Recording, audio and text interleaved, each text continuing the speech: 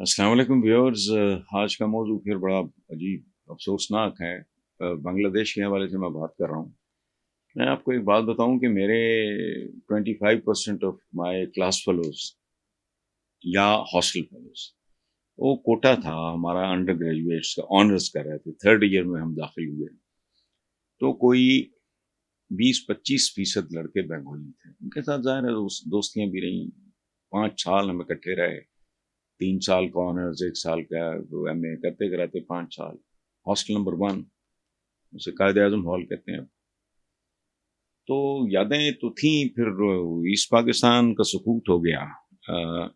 तो आज से चंद साल पहले तक बीटीवी आता था, जैसे पीटीवी है हमारा, उनका था बांग्लादेश टेलीविजन, बीटीवी। तो मेरी वाइफ ने देखा 5-7 दफा मैं वो बंगाली का चैनल लगा के बैठा हूँ, तो एक दिन मुझसे पूछती हैं कि भाई आपको बंगाली आती है? मैंने कहा नहीं। कई कई घंटे तो आपके यही लगा हुआ था। तो पता है मैंने उनको क्या कहा? मैंने कहा यार बात सुन, मेरे क्लास फेलोज आए हैं, 5 साल बड़ा वक्त है, इस तरह तो बहन भाई नहीं रहते। दिन रात, दिन को यूनिवर्सिटी में, रात को हॉस्टल में।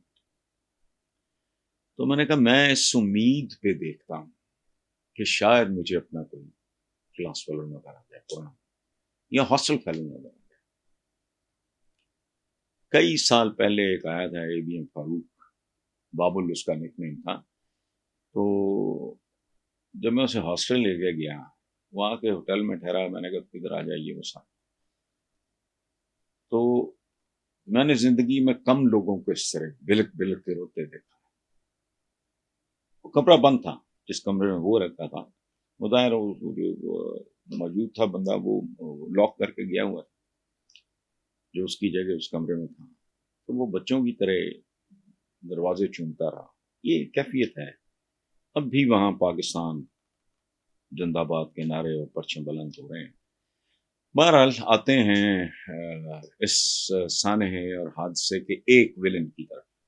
शेख मुजीब अकेला विलन नहीं है, उसके बड़े विलन हैं। उसकी जो बेटी है मुल्क छोड़ के भागी है, लेकिन उसकी मुश्किलात में कमी नहीं आई, ज्यादती होगी। अमेरिका ने तो वैसे उसका वीज़ा शीज़ा मनसूख कर दिया है। इसी तरह जो बरतानिया, यूरोपीय यूनियन की तरफ से भी मेरा ख्याल है उसको घासनी पड़ेगी। और उस खेल में इन्वॉल्व तकरीबन हर आदमी का अंजाम बड़ा भयानक हुआ। खुद शेख मुजीबुर रहमान अपने ही लोगों के हाथों कत्ल हुए। फिर उनकी बेटी के साथ जो हो रहा है वही हो रहा है। उसने वो फसल काट काट रही है वो जो उसने बीजी थी। अवाम कुत्ते बिल्ले नहीं होते, अवाम भेड़ बकरियां नहीं होते। अरबी का एक मुहावरा है, अवाम काला नाम, मतलब एक टर्म है। अवाम जानवर होते हैं, ये दुरुस्त है। लेकिन जानवर को भी एक हद से ज्यादा तंग करोगे तो एक और मुहावरा है कि बिल्ली पे अगर तुम खिड़कियां, दरवाजे, रोशनदान, हर चीज बंद करो तो बिल्ली जैसा मासूम भोला भाला जानवर भी आंखों पे पड़ता है। सो वो दिन आ गया है। अच्छा, तो भारत भी मेरा ख्याल है बहुत देर तक ये बोझ नहीं उठा सकेगा। ठीक है, क्योंकि उनका इन लोगों के साथ कोई रोमांस तो नहीं था, वो तो पाकिस्तान के बारे में एक था। बाकी हमारी अपनी गलतियां। मैं उन लोगों में से नहीं हूं जो हर बात अंग्रेज ने कब्जा कर लिया जी, वो साजिश। क्या साजिश थी भाई? हिंदुस्तानी मिलकर थूक देते तो वो डूब जाते। वो इतना सा इंग्लैंड है, हमारी एक रियासत जितना, पूरे का पूरा बड़े सगीर पर निकल गए चूंकि हम चबल थे। असल बात ये है। सो उनका रोल, मुक्ति बानी का रोल और ये वो अपनी जगह पे, लेकिन हमारा अपना रोल भी कम भयानक नहीं है। अच्छा, तो दूसरी तरफ बांग्लादेश की सुप्रीम कोर्ट बार ने भारत से मुतालबा किया है कि हसीना वाजिद को हमारे हवाले करो।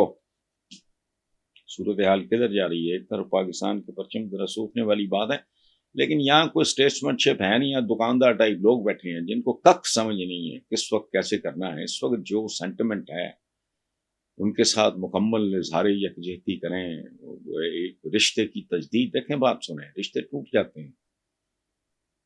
मैंने घर छोड़ा था, हालांकि मेरी कोई वजह नहीं थी छोड़ने।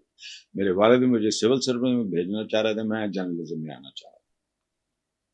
صرف اتنی کی بات تھی، لیکن پھر matter of few years revival ہو گیا تو ظاہر ہے تو ہو جاتا ہے، سگے بھائیوں کے درمیان ہو جاتا ہے، قریبی ترین دوستوں کے درمیان ہو جاتا ہے، تو کوئی ایسی بات نہیں ہے۔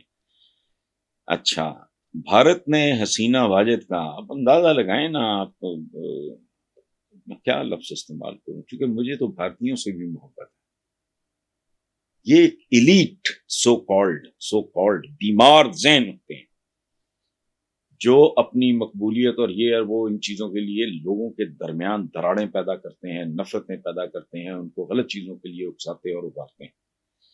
یہ بھارت نہیں اس کا بوجھ اٹھا سکے گا، لیکن کر کیا رہے ہیں وہ؟ الزام پاکستان پہ لگا رہے ہیں کہ اس کا کیا طرح وہ اپنے کرتوت ہوتے ہیں۔ How can you do it? یہ جو کہنا ہے کہ فلاں کو اکسایا، وہ اکسایا ہی ہوتا ہے، آپ نے صرف اس فیول کو تھوڑی آگ دکھانی ہوتی ہے۔ میں نہیں مانتا اس طرح کی بات۔ ایون جب یہ تو سارے چمچے کٹچے ہیں یہودیوں کے جو جنہوں نے ہٹلر کو ویلن بنایا ہوا، no he was not a villain. First world war کے نتیجے میں جو ایگریمنٹ کانٹریکٹ یا جو بھی اسے کہہ لو ایگریمنٹ معاہدہ ہوا، وہ اتنا ذلت آمیز تھا، ٹریٹی آف ورسائے اسے کہتے ہیں۔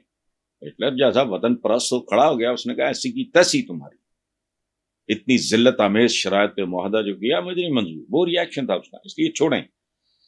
تو بھارت یہ الزام لگا رہا ہے، اور یہی بات حسینہ واجد نے، چونکہ اس کے اندر تو کرودھ ہے، لیکن دیکھو قدرت کی سزا، بیٹی کے ہاتھوں باپ ذلیل و رسوا ہو گیا، اس کی تصویروں پہ کالک ملی جا رہی ہے، اس کے جو مجسمے بنائے ہوئے تھے وہ توڑے جا رہے ہیں۔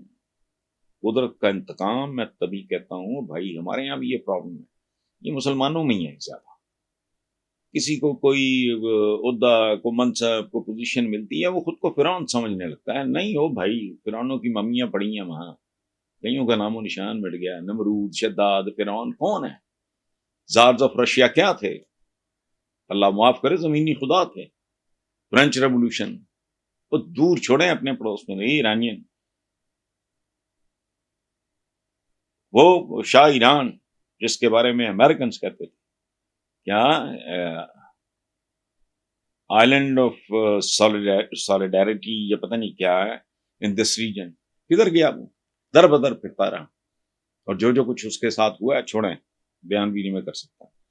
تو یہ ہمارے ہاں ہی ٹرینڈ ہے کہ لوگوں کے ساتھ کمیونیکیٹ کرنے، ان کو سمجھنے، ان کو سمجھانے اور کی بجائے یہ کوشش ہوتی ہے کہ یہ ڈنگر ہیں، یہ جانور ہیں۔ حالانکہ ٹھیک ہے ڈنگر ہیں، جانور ہیں، لیکن ڈنگر اور جانور کی بھی ایک حد ہوتی ہے۔ شتر کینا مشہور ہے، 20 کے رکھ دیتا ہے وہ